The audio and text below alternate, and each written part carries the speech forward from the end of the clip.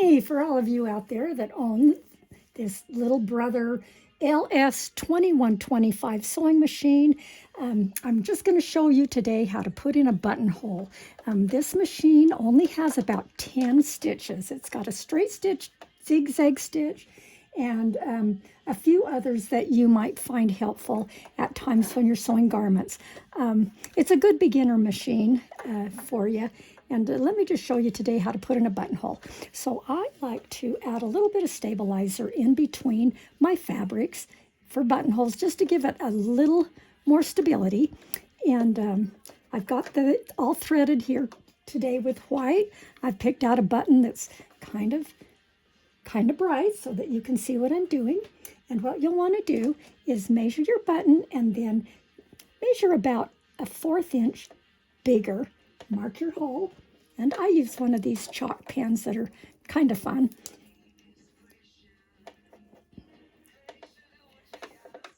All right, so I'm going to mark the top, and then it looks like this one's about a 1/2 inch. So I'm going to go 3/4 of an inch. I hope you can see what I'm doing here. And then let's mark the bottom. So there's my first buttonhole that I'm going to do for you. Okay. Now on this machine, you'll always want to hold your threads while you're starting because sometimes it likes to slip away from you. So we're always going to start on the bottom here. And then you're going to go over to this knob here, and you're going to see a little black section that has a B, an A, and a C, and a D in it. And so you'll want to start out on the AC, which is right in the middle. So I'm going to start at the bottom of my buttonhole where marked, and put your presser foot down so you can see the marking there. And then go ahead and put it on the AC. See this arrow right here? Just has to correspond with the AC. That's where you start. So you make about 5 stitches. And this is the tack down at the bottom. 1, 2, 3, 4, 5. Okay.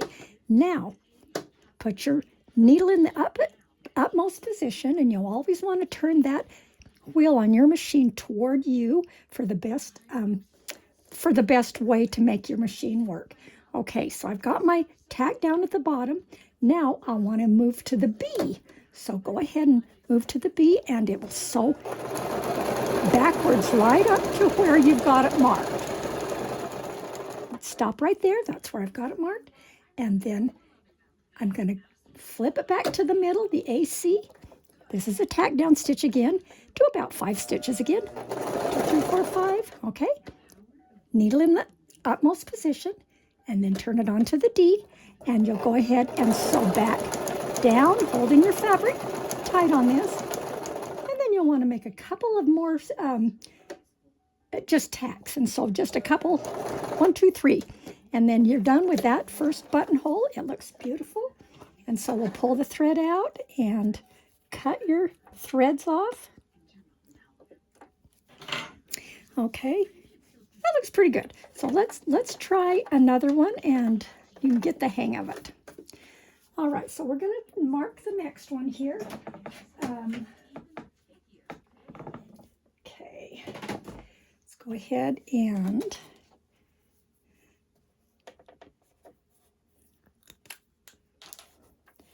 okay, I'm going to mark 3/4 of an inch. And then, okay, so there's the next one. I think I'll do 3 for you.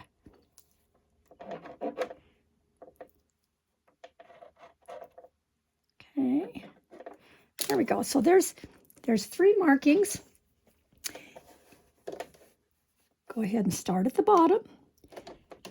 And remember to hold those threads on this machine because, boy, they sure get away from you. Okay, here you go. Put it on the AC, which I've got it on, and 5 stitches. Then go to the B.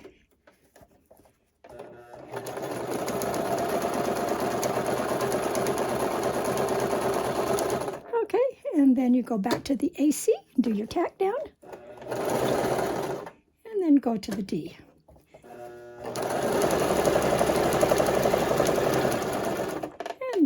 the AC again to do another, just a few stitch tack down, and you've got another beautiful buttonhole.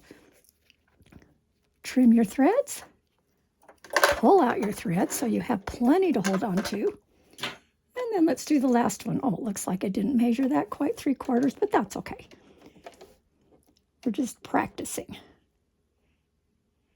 Okay, I can see that line right there in between my presser foot there.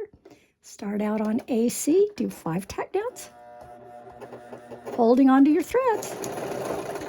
Okay, and then go to the B.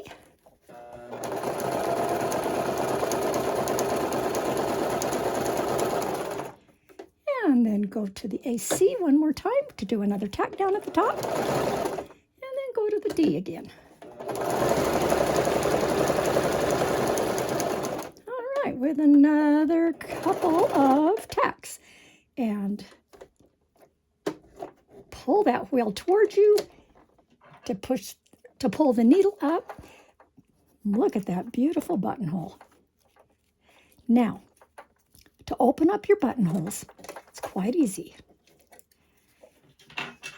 You want to take a seam ripper, okay, and you just kind of jab the end of it there, not to go into any of those tacks and not to get your finger on the back side.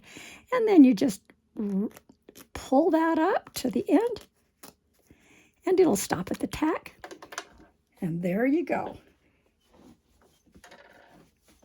Now I'm going to get my button that fell on the floor. Okay, and then it slides through very easily. So that's how you do a buttonhole on the JS2135 sewing machine. They're quite easy, and it makes a really good little buttonhole. And I'm going to open up all of these and show you that it is easy to make a buttonhole. All right. That little shorter one even works pretty good. Let me see how big that one was. Well, that was the 3/4, so that's perfect. Okay, so always go 1/4 bigger than your button is, but there you go.